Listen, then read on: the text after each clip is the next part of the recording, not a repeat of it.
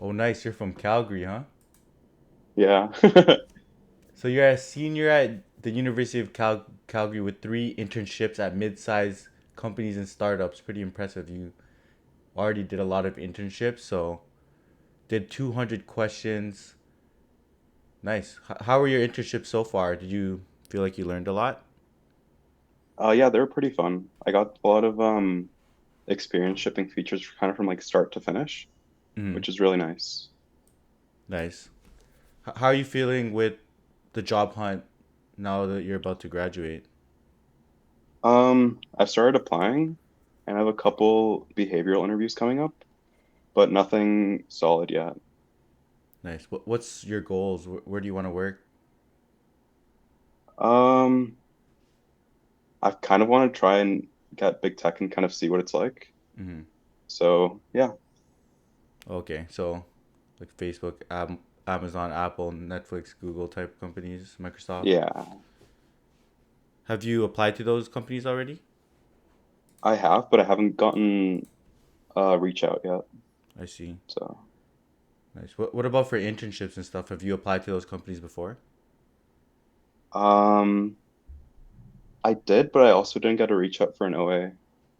Like I think the biggest one I got was a few unicorns from the US. Nice. Yeah, Cool.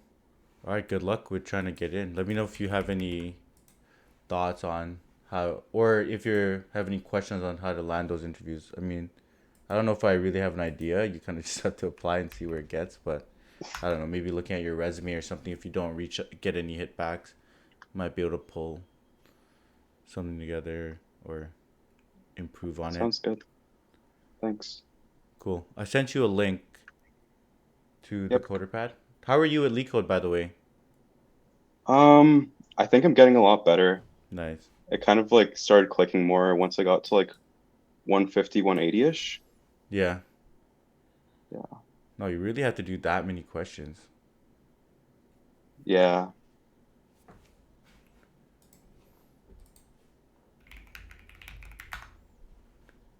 Someone on the chat said, "Yeah, you could see when I stopped doing LeetCode after I got a job." Yeah, that's how it goes. You could, if you look back in my 2021, you can see that's when I got a job. Or like this, like 2020, I was grinding LeetCode. 2021 hit March, just cut. Yeah. All right, let's get it. You're gonna code in TypeScript? Yeah. Okay. Let's see.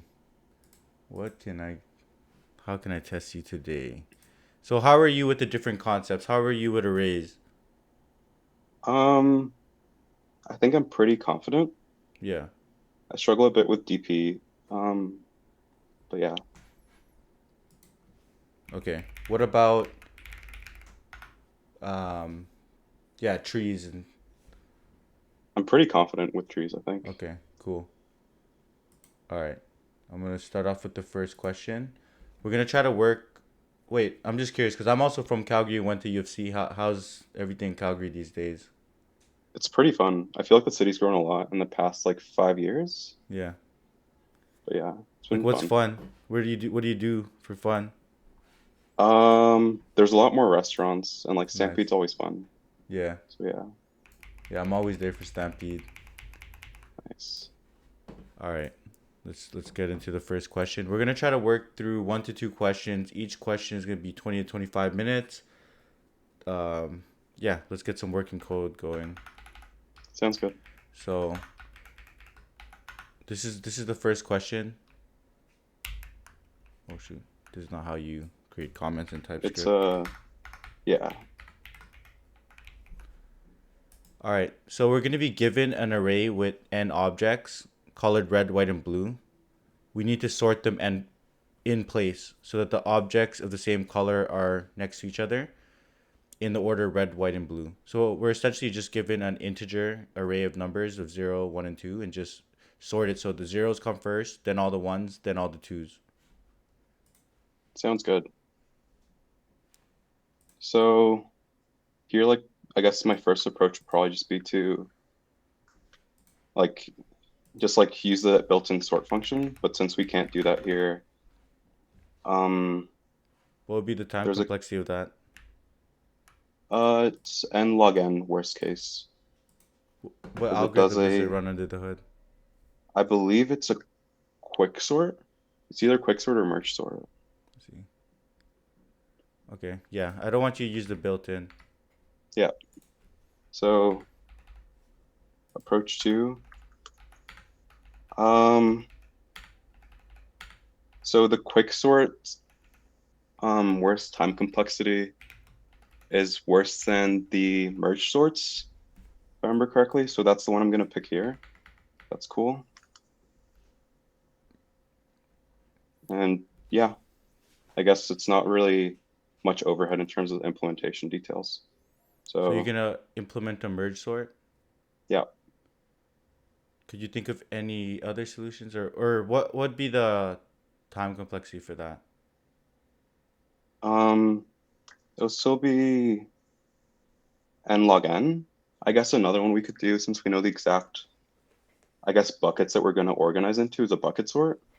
Then that could be O of n if I'm not mistaken. Hmm. How would you perform the bucket sort? Um, so we could do this in a two passes, where we basically have like an array where it's like a number of zeros, number of ones, number of twos, and then afterwards we could just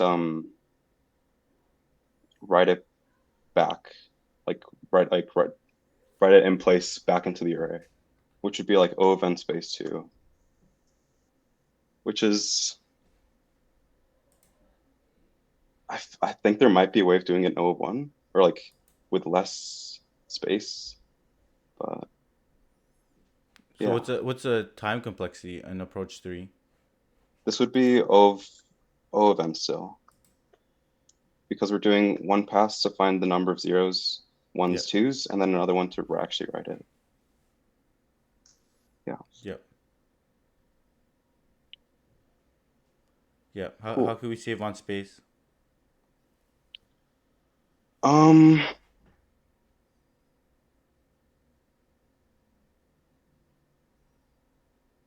well, either way, like the amount of space that we're actually using is just like it'd be three integers at most, right? Or like which in itself doesn't feel like that much space. We don't even have to store it as an array. We could just keep them kind of individually. And then anything better than that. Um, I don't know if we could do something better. Yeah, I like these three approaches, but I'm looking for a fourth approach where we actually the sort it in place instead of, because how would you generate this array afterwards? Would you just overwrite the values with the Yeah, amount of zeros? So pretend that those values are objects. I wouldn't want you to. I would just want you to rearrange the array, and those yeah. objects aren't removed. Okay. So, hmm. So basically, yeah, just sort it in place instead of creating a copy or overwriting the values. Okay, that makes sense. Um,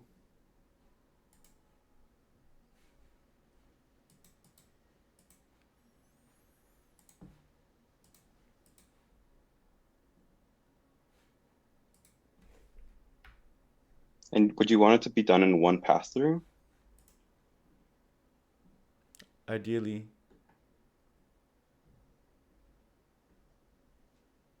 Hmm.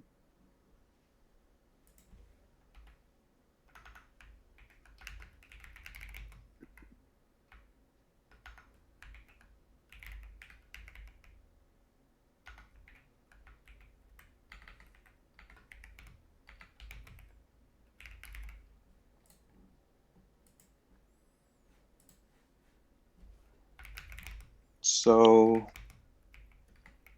I think this might work.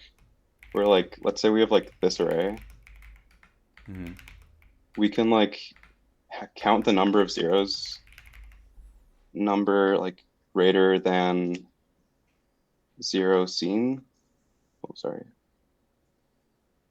And then count the number greater than 1 seen. And then each time we write, we can just so let's say like here, for example, we start at the beginning. We see that there's a 2. So we increment the number greater than 0 seen by 1. Same with the 1 for 1. And then the next time we see it, here we see a 0.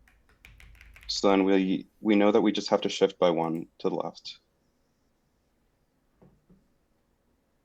And then I think we could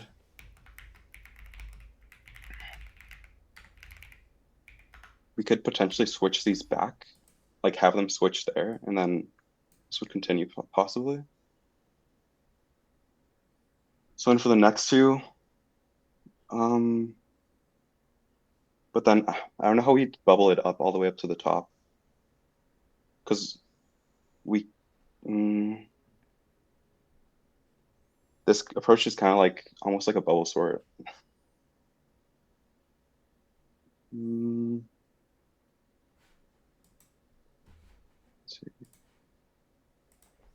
Orca, it's good. I just woke up too.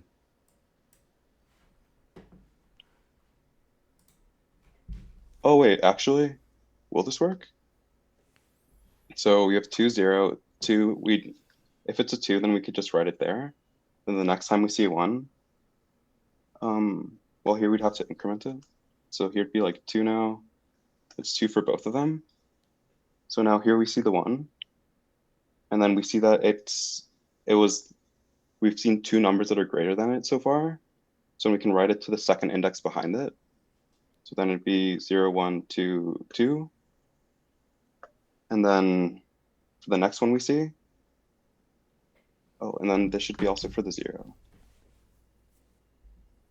And then here, once we reach this index, number greater than 1 is 2 so far. So we can also do the same thing one more time. So it'd be like that. And then once we reach 0, I think so we would increment this by 4 at this point. Yo, Squid, what's up? Once we reach the 0, see, but then we'd actually have to move everything to the right. We can't really just do or yeah, because then it'd be like that if we do the switch as we've been doing it so far. Imagine, let's simplify it and just be like, imagine we only had 2. So it's just 0 and 1s. How would you sort it? We could just keep track of the zeros or like number of 1s seen. And then, so here it'd be like, we've seen like 1, 0. I'd do this by switching the 0 first, just kind of like from perspective, I guess. So here we see a 0, we leave it as is. We see a 1, and we leave it as is. And then for the next 0, we basically just keep count of how many 1s we've seen, and that would tell us where we need to write back. And then same for the 1. So, like, I guess you can see my cursor, right? Yep, I can see your cursor. So here we've seen 0, 1s. So then we'd be like nums at I minus nums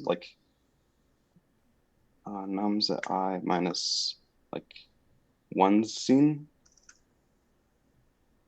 is equal to nums at I. And then, yeah, we could keep doing that until we reach the number of 1s seen is equal to like nums.length minus 1 minus like the current index we're over. And then that would mean rest are 1s.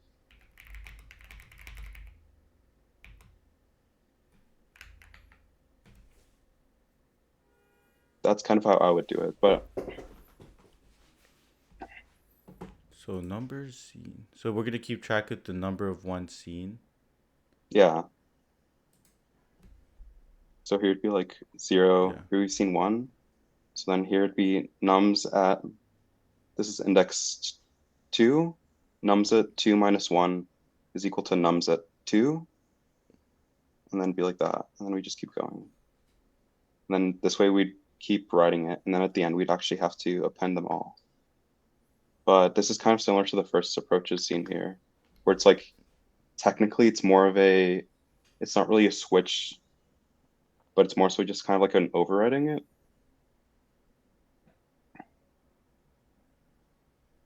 Yeah. Or but it still counts as a switch if you're doing a switch. Well, if you actually swap those elements, like if we did something like array 0 array, like this syntax, that's pretty much like swapping it if you did it like that. Like if you figured Hmm. out which indices need to swap and then swap it.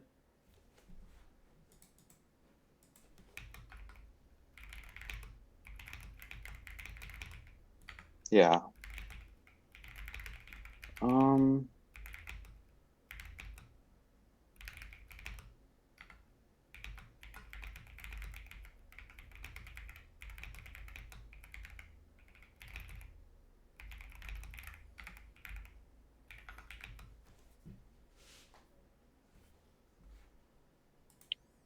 hmm.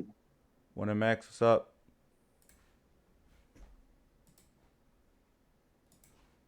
Let me see. I want to think of an example where it'd be like, we're moving all of it to the, like, moving all of it to the right and all of it to the left, kind of. Um,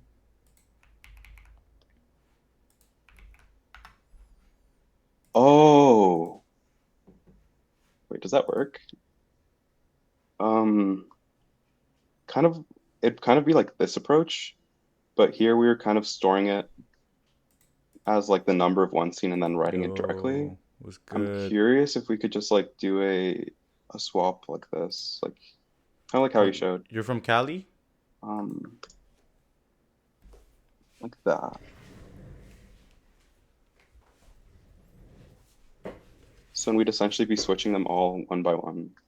So here, for example, like we've seen ones, we've seen 1 1, 2 1s, 3 1s, and then here it'd be we switch it like this, and then for this one it would increment again, and then we'd switch it like that. Let's go back to your. Let's think about this for a second. Your one approach. I think keeping track of the number of ones is good, but what if we just keep track where the next one should go, or Oh, keep a pointer to maybe the next location? that works. I guess it's, is it not the same in principle? Like having like a writing pointer versus like, Yeah, yeah, okay. it's similar. Oh yeah, and then you just do the. Oh, you had this. Okay, I think Yeah, it's basically the same thing. does the number Where of it's one like scene would work? Maybe. I I think it would here. I'm not sure how to extrapolate it to like 3 different variables, yeah, or like ranges. Um,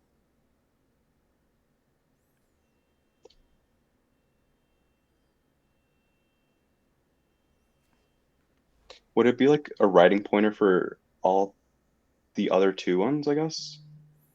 I mean, let's just actually just focus on like these two values for now, and then maybe we'll go to the third value. But let's try that approach that you're talking about. It might work when you come Okay, with number of one scene. sounds good. I'll just make a function. Um, I guess I'll just call it like shift elements.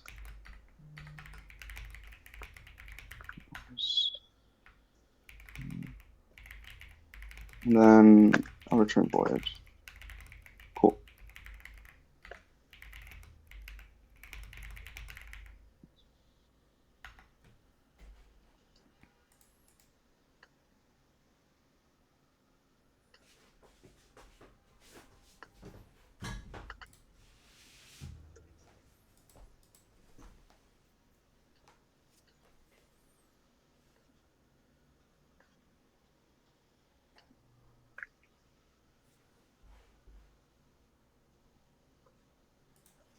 Cool.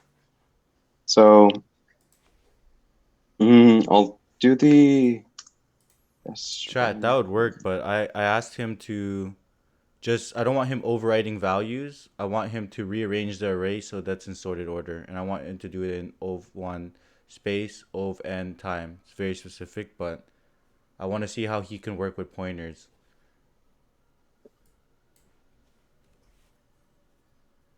So if the current element we're looking at is equal Ever to got asked 0, multi-threading? Nope. this is kind of like the Maybe at a high level, but not to implement. tr ones.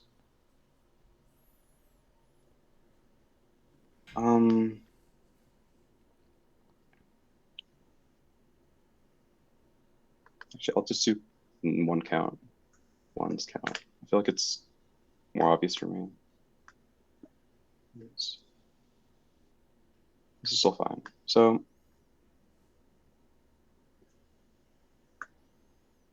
if nums at the current pointer is equal to 1, then we increment this. And then for the actual write back for it, oh, does that work? So increase the number of pointers, else. So here it's 0. I'm assuming it's binary for now. Nums at ptr minus is equal to nums at reading pointer.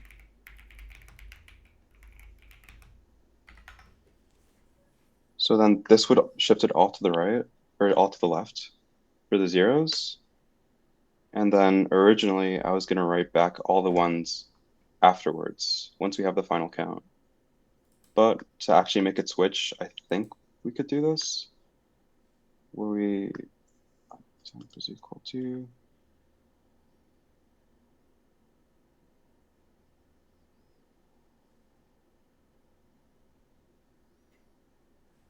equal to temp.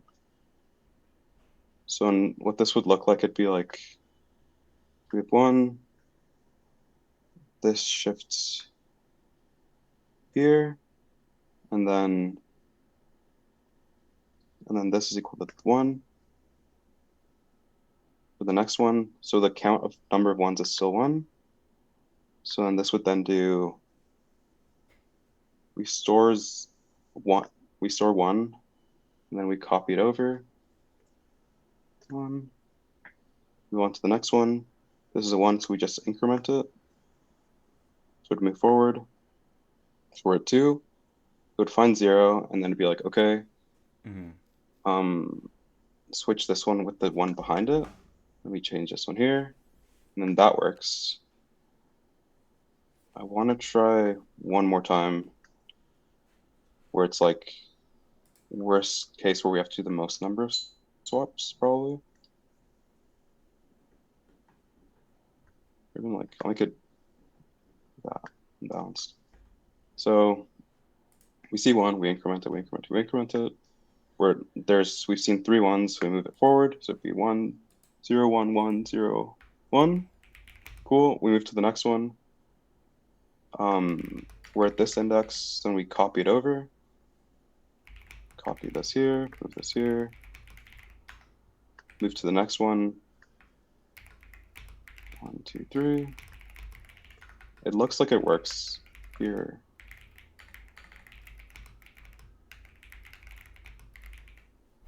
It'd be the same thing one more time. Cool. I'll run this real quick. Yeah, running on a few test cases. Let's see how it goes. 0, 0, 1, 1. Cool. Let's do like a massive case.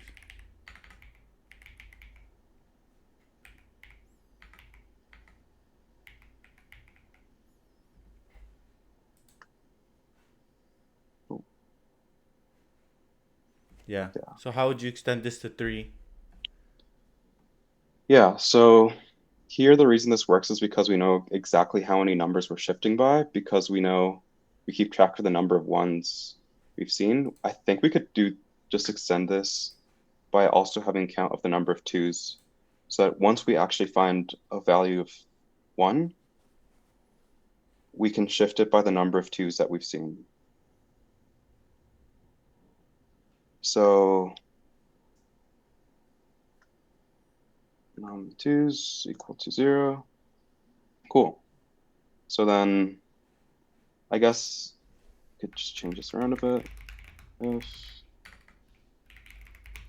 property,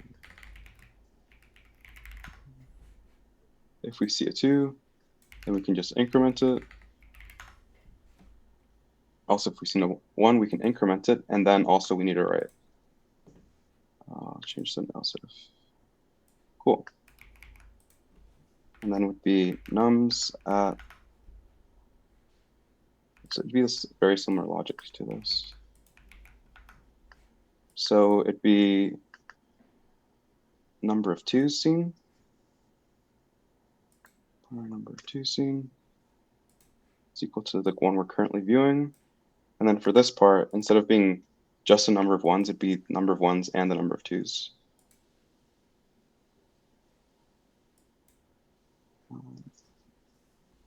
I think so. This would work. 2, 2, 2. Let's work through a small example and see how it goes. Sure. Would you be able to dry run this on a small example to like 0? Or let me put the initial.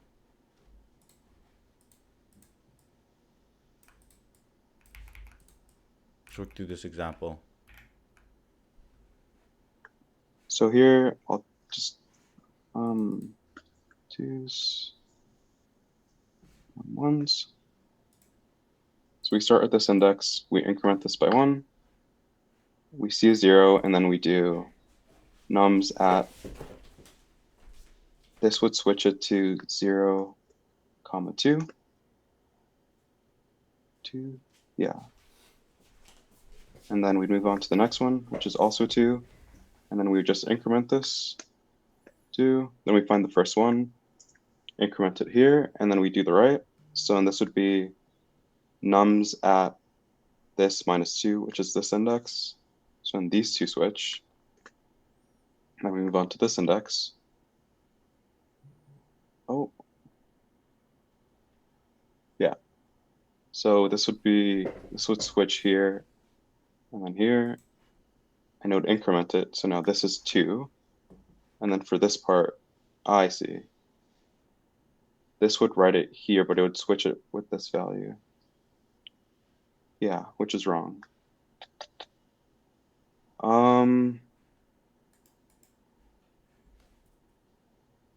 and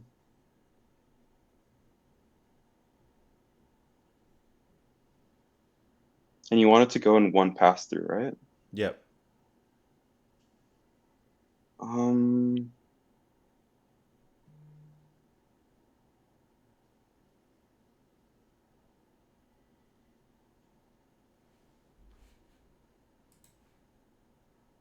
oh, I see what happens. Okay.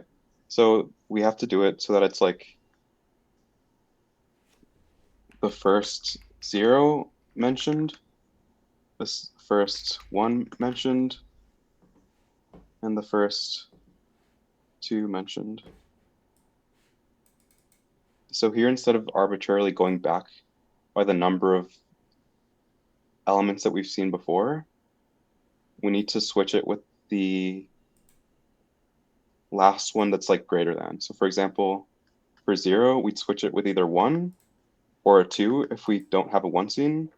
And then for 1, we'd switch it with the latest 2 seen.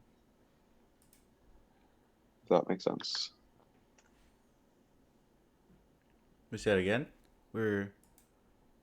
So we keep track of the first instance, like the first index where 0, 1, and 2 currently appear in our numbers.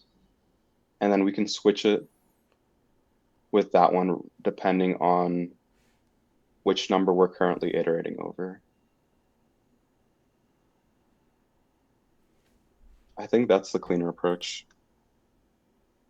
Not sure if I'm following. So I guess this one works. We'll switch these two around though. So we keep a track of like first index of 1, first index of 2. Yep.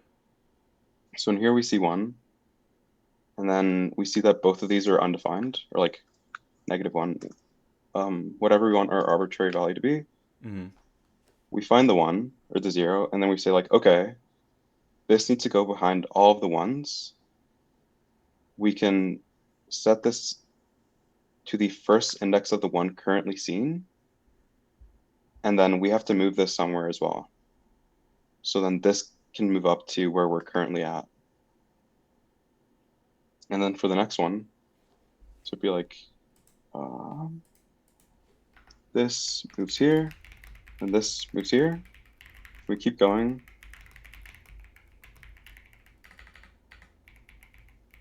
We see the 1, we see that we haven't found a 2 yet.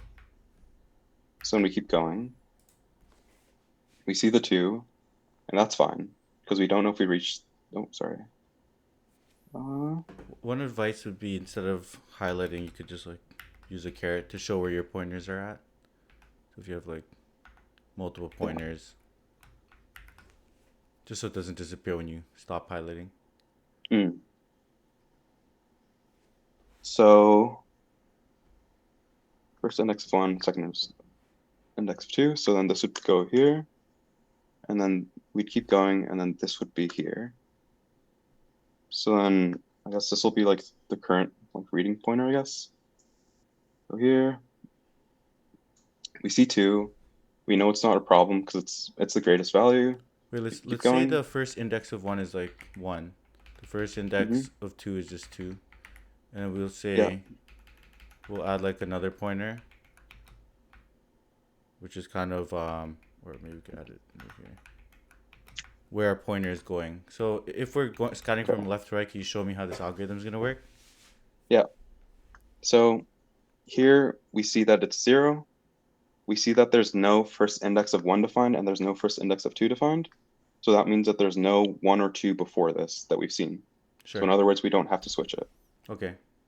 So when we move forward, Sure. we see a 1. We know that we haven't seen a 2 yet. So that means we're still fine. We're still chilling. So when we move up to the next one, we see that we still haven't seen a 2. Oh, sorry, I need to move this pointer up. There's the 1 pointer. 2 is still undefined. We move this up. We find a 2. Mm-hmm. And since this doesn't have any constraints on like where it has to be, right? We don't have to do any switches yet, but we move this to the first index where it's been seen, Sure. and then we keep going, and then we reach our like the second last index. It's still a 2. We don't want to move the first index of 2 because that's actually on this side, Yeah. and then we find the last element 0. Okay. What's happening So here? so when we find 0, we want to switch everything over by 1, if that makes sense, where it's like, okay, we put the 0 at the first index of 1, which is here. So it'd be, yeah, so it'd be like 0 goes here. We put the 1 at the first index of 2, which is here. And then lastly, the one that we just overwrote, this first index of 2 would go where we're currently iterating over, which would go here. Okay. Wait, could you command Z like And 3 then, times? yeah, Okay. We're at 2 and or we're at 0? Okay. But mhm, imagine we had 0. We had more zeros. And let's see if that is gonna break. yeah. So now I'll update these values really quickly. So then it would switch the 0 to the first index of this. It would switch the 1 to the first index of 2, which is this, and then it would switch it over, and then we also have to update the pointers again. So the first index of 1 is now going to be the first index of 2 seen, which is 2. Or, sorry, hold up, what did I do? think this is where we were at, right? This is the base case. I think. Wait, Command Z one more time. Command Z. Yeah, yeah. That was the Okay. case we were at.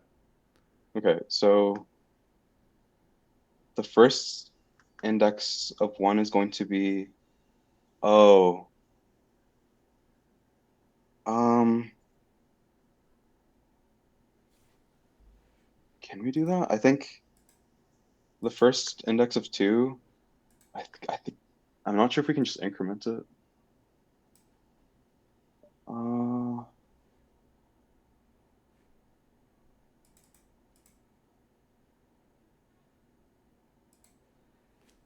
I guess we could actually. We could do a check to see if there's a number. If the next number is equal to one, then we can set it to that. Else, we can set it to whatever we're writing to. So then here it'd be the first index of one. We're currently at this one, so we switch this one here. We set this one. For to update the pointer, we see if the next index is equal to one. If it is, since it is here, we update it to two. Then we do the second operation of switching the twos Yo, accordingly. Alpha was good, And then we man. switch the I see one to you. where the first index of two was. And then we move this one, the two pointer, to the next index if it was seen, which is three. And then we write this Alpha, how two you been? back here. Um, 2, 0, 1, 2, 3. How is this? Oh, Man, it seems promising. yeah. I think I Let, didn't let's update this pointer. let's move over. Let's work on the second question now. Sounds good.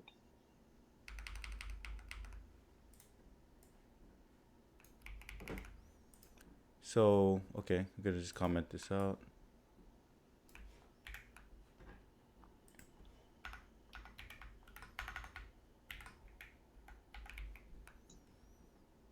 So we're gonna be given a list of files that represent a directory or a file with like a full path to a file. I want you to print out the directory structure Okay. so you can see the directory structures: web app, assets, HTML. Under HTML, there's a.html and b.html. Then there's JS with C and an index. So I want you to print it like that. Sounds They're good. Yeah, you can print it in pretty much any order, but I just want you, when you print it, I want to be able to see the directory structure when you print it. Yep. Mm, I think this could be represented really nicely if we do a trie tree where like we have the root, which is like the file directory root. And then for each folder, it's a child or like neighbor, I guess. I'll say child. And then we can keep storing them accordingly. And then every time we go one further into the, I'll format this better. So this is our root. Let's say we split this up and we have web app, and then we have hello. And then under web app, we have assets, and then we also have index.html. And then under hello, we have j.js. So then once we print it out, we'd basically be printing everything in every single level, all indented by the current depth. So here'd be no tab, here'd be one tab. And then for assets, b/js HTML. So this would be printed out in one more tab. And then here, this would be printed out as c.js. And then to make sure that it all lines up correctly, we can just explore this in a DFS instead. I think. Does this make sense? Yeah, DFS makes sense because we want to write here. We want to write like this. Yep. Cool.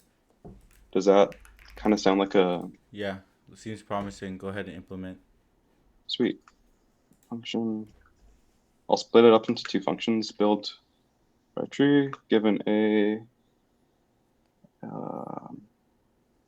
array where it's say strings, and then we'll have another function which will be print tree. Like that. And now I think just to organize it better, we can probably put it into a class. I'll call this file directory. Structure. This will initialize our general tree. So then we'll have a root equal to some arbitrary node. Mm-hmm. And then each node will have a value. This works. Value, and then also a neighbor. I guess I'll call it child, actually. Child, which is composed of array of other nodes. Sweet. Structure, we pass in a value, string, and then we can do this dot value is equal to value, and then we can just initialize the current node's children to just be an empty array. Cool. Now we can do set children.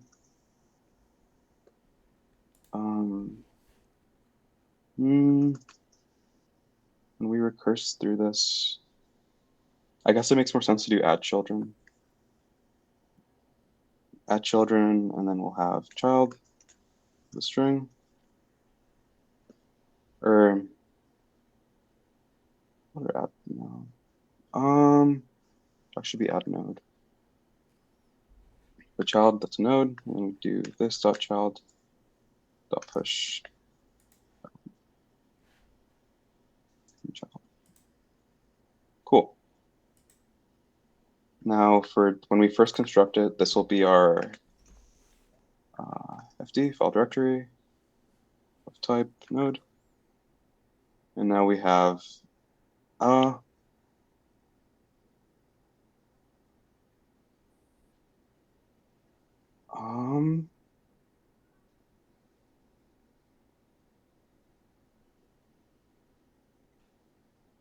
actually, I think there's a better way of doing this. I should make this a hash map instead, just to make the traversal easier. What would be like what changes if you use a hash map?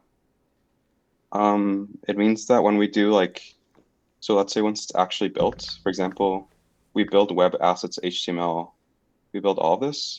Yep. And the next time when we go look into the root, we see if we have a web app child, we get that node, and then we move on, and then that's like our current node.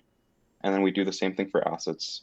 So it'd make it an O of one lookup time instead of having to go through every single child and see if that's the one that matches.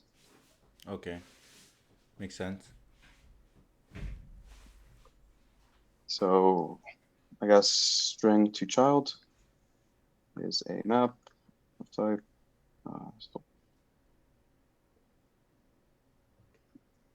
String to another node. Cool.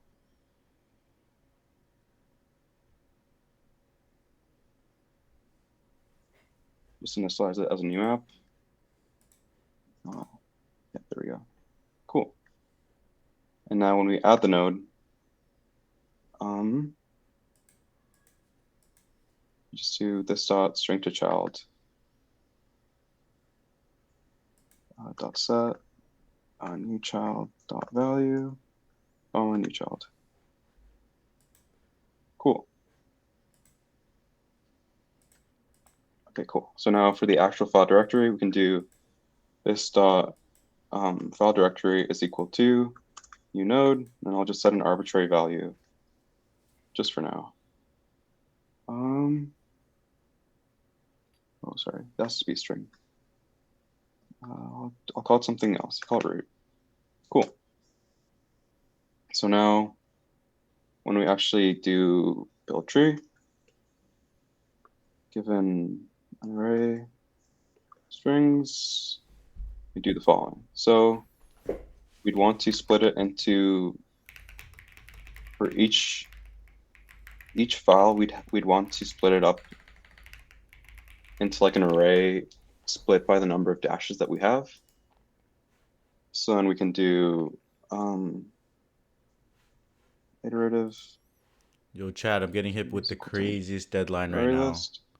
Then That's first why. for const string I'm at to work every of weekend, array. I'll call this something else. every Saturday. For every single I'll call this path. For every single path of the array, we can do let array1 let split path is equal to path.split, and we can just do it based off the backslash. Bro, this one's Cool. actually crazy. Now, Like they're giving us like a by October 31st just do iterative hard array, deadline.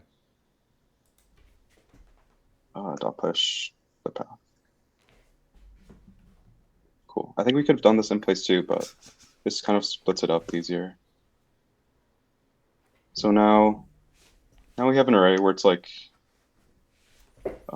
move this down, web app, comma. Bro, I hope that stock hits assets, 800. comma HTML, comma HTML. And then we have another one like this.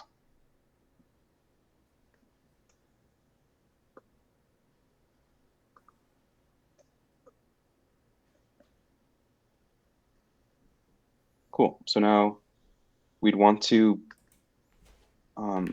iterate through our current root node, then add each one as necessary. And then if the current node we're iterating doesn't have the current child from the string, we can build the node and then set it up and then continue as we go. Cool. So now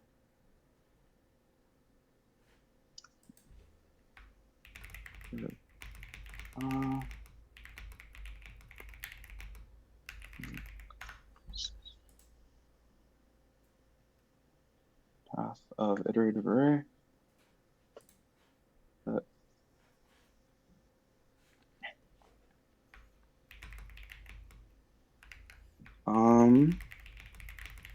How would I build this?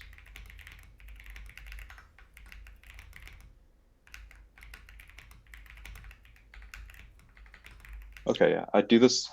I'll split this up actually, or else this function will be too big. We can do an individual build path.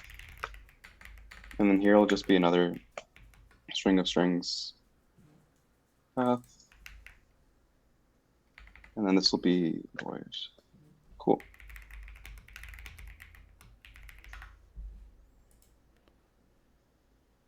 So you're building the tree, you split. Okay. Yeah. This doesn't even have to be a push. We don't need to push it anymore. We can just build it immediately. Yeah, we can just do build path. So build path. The split version. Cool. So now let iterative node, or I'll call it current node actually, is equal to this dot fd, which is our root.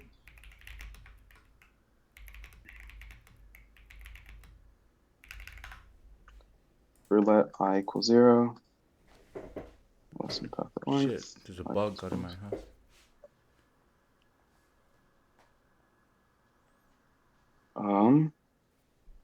If current node dot str to child dot has true dot has the path at I, which is the current level, private. I'll just change this to public just to make it faster. Cool. If we have the current child, then we can just do current node is equal to dot get path at I. Not sure. I'll just, yeah, there we go. Cool. So if it has it, then we move our current node to the next one. Else, if we don't have it, then we have to add it. Keep moving down. Else, we just need to add it. Create new child. So when we do constant new child is equal to node with the current path that we want. Cool. And then we can do current node dot scr to children dot set the path at I. So that current string to the new one we just made. Cool. And now we want to move down. So then to move down, we can just get it. Actually, it'd be easier like this. Current node equal to new child. Cool. So this will build it all out in our file directory. And now we just want to print it. Cool. So then get rid of this. Tree.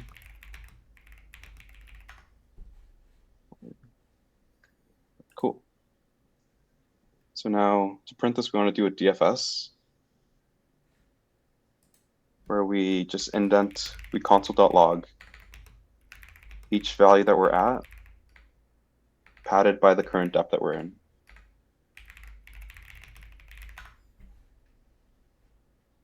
So we can make a DFS function here and just have a current depth number.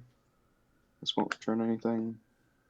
Cool. So now let's have a current node. Cool.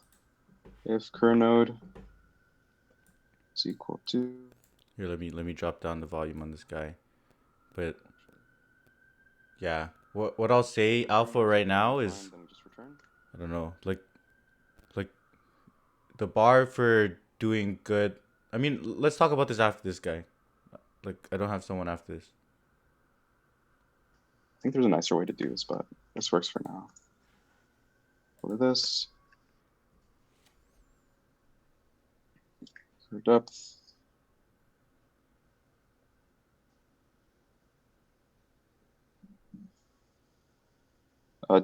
Does the tabbing matter? Doesn't matter to me, really. Okay. You could just use like a /t or something. Would that work? I don't. Does it work? I've never used it in JavaScript. Okay. I think that would work. Yeah. So we add the 2 dashes. Cool. Let's do. Yeah. And now we just append the current value. Zara plus current node dot value. Value is private. Make it public for now. Cool. So now we console.log this current string, and then for const children equal this dot our current node dot string to child.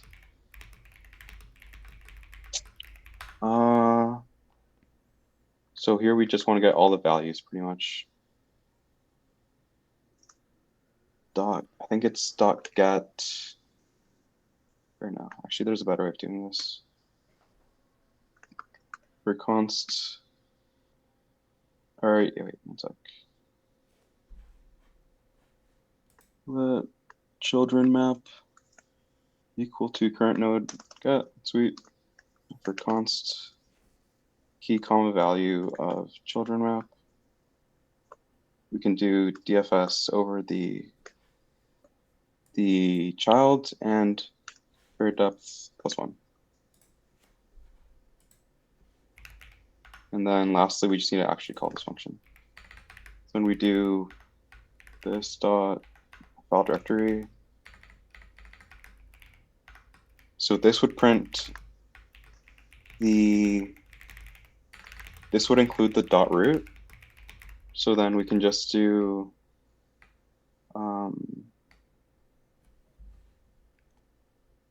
yeah, we can just like do call it for every single value. Well, all root is equal to this dot file directory dot string to children. Cool. Reconst key comma value of all root. We can just do DFS on the value, and the current depth should be 0. Cool. Nice. Let's print it. I need to call it first. Copy this.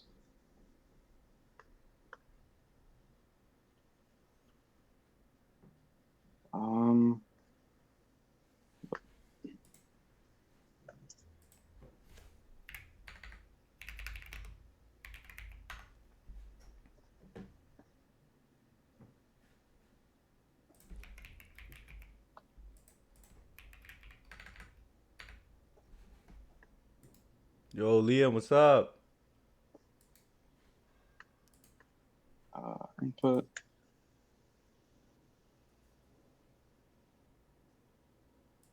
Cool. And now we can just do let file directory equal new fd. Cool. Now we can just do file directory. I've never. Chris, what's good?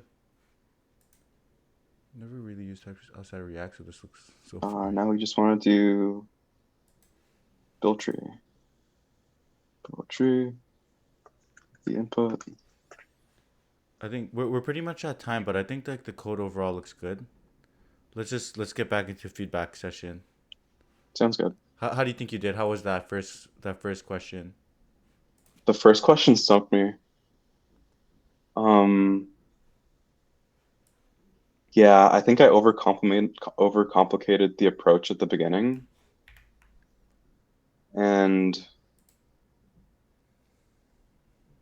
yeah, I don't know. Liam, thanks for the dono. All right. Yeah. Let's see my notes. I think overall you have a pretty good understanding of the different sorting algorithms. You knew to go to quick sort, bucket sort. You're about to implement merge sort if you had to, which is good. Like you're not worried about it. You knew how to do counting sort, which is pretty good. Some candidates don't know how to do count sort. Yeah, and you gave 3 pretty good approaches right away. That was pretty good. I think I could have probably let you go with approach 3 as well. But yeah, I just decided to let's go with the most I want to for you to get to the most optimal approach, which is ov1 space and ovn time and just swapping the elements around. So yeah, without like overwriting the values. So I think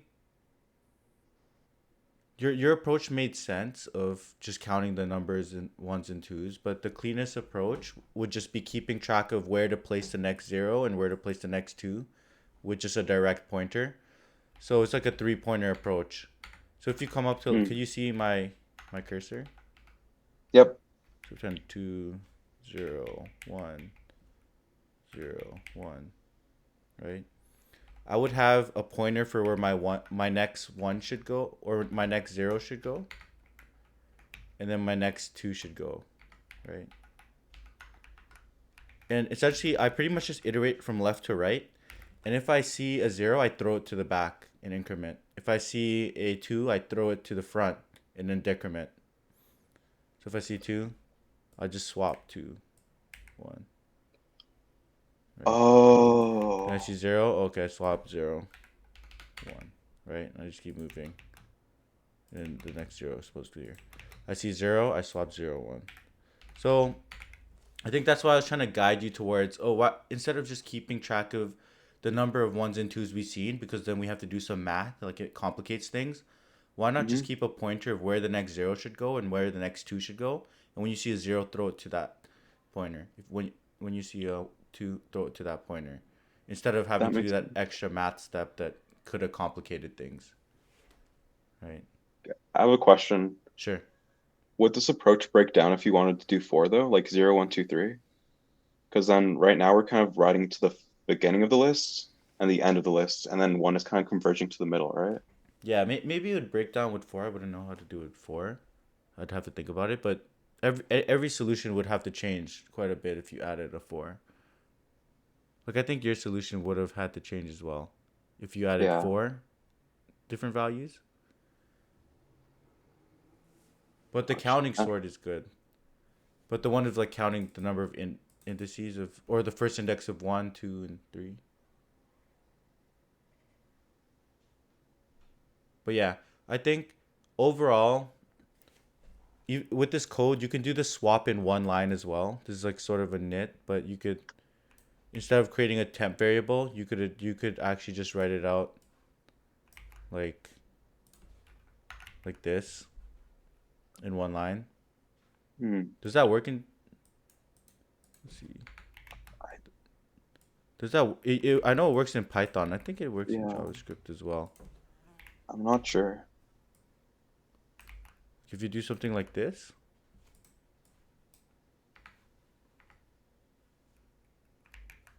I don't know if that's bad. Maybe. Actually, I'm not sure if it works in TypeScript. I would just look at it. But that's a small one. I think the biggest thing you could improve on for this question would just be working with pointers in better in the comments. So it's before you're like highlighting it and then saying where things go, but it's way more clear if you just have use the carrots, and that way when you stop highlighting it doesn't disappear. Because I think when you start explaining it, when you started using markers in the code, it made things a lot clearer of where you're going. And did you notice that as well or no? Yeah, definitely. Yeah, because I'll have candidates a lot. They'll just be pretend we're just working with the array. They'll be talking about what index they're on by just highlighting it. Like, oh, okay, I'm at this index. Then I go here. Then I swap it with the 0. But usually, what I do is I keep a marker somewhere here, especially if I'm pointing to an index, so I don't have to. Or they'll also work with marker, or they'll also like store variables here, like num1, num2, and then they'll just be updating variables. But then you have to keep track of like where 0 and 2 is, and they have to calculate again instead of just making a marker of where these variables would be. So I think that's just like one small improvement you could make to just convey your ideas a bit better through the comments. That makes sense. And then second question, you did really good. You just automatically figured out it's a try and were able to implement it, build out all the different classes. You never really had to look anything up, and the code looks like it would work. So yeah, no concerns about the second question. You're honestly pretty good with trees, and even for the first question, I would still say that's a pass. So overall, I think yeah, you'd move on to the next stage if you were to do an interview. You work pretty fast as well. Yeah, no real concerns. I think just for improvement would just be working with the carrots or marker, like marking the code better when you're working through the like dry runs. Sweet. Cool. So if you're ever stuck on an approach about like not being able to figure out what the complexity the interviewer wants, do you have any tips on like how to go about it?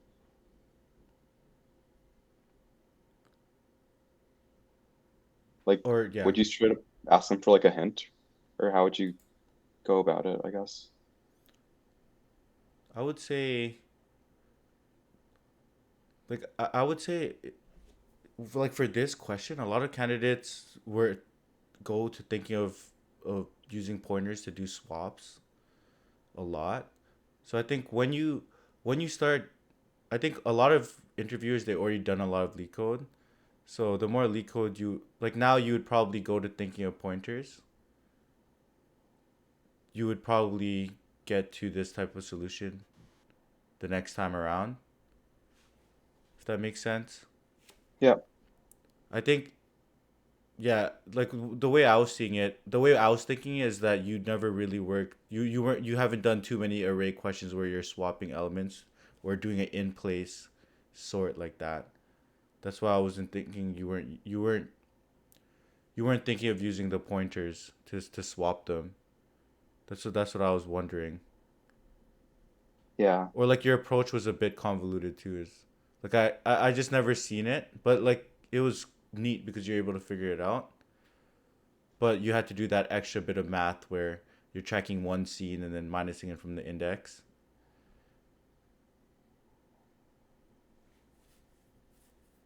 Yeah. Like in an interview, if you didn't get to, I would have just let you do approach three as well. But for this question, a lot of candidates get pretty much go to approach, start thinking about approach four. And when I've seen like people have commented this, like they got asked this, and a lot of them get pushed towards like a approach four, because approach four is really the only approach where you're not overriding any values. You're doing it one pass, and you're doing it over one space. So it's like the most optimal solution. Mm, Because even with approach gotcha. three, if you do counting sort, then you're just overriding the values. So then, like in the last pass, you're putting a bunch of zeros. Then you're just writing to the array Yeah. instead of in place sorting. Yeah. But yeah, I think it's just more practice of learn. What I just make sure when you finish a leak code question, understand all of the different approaches, because especially in fan companies, they'll want you to do certain approaches, and sometimes if you say an approach, they'll make you do another approach. Like if you say they like to know that that you could solve the question in multiple ways.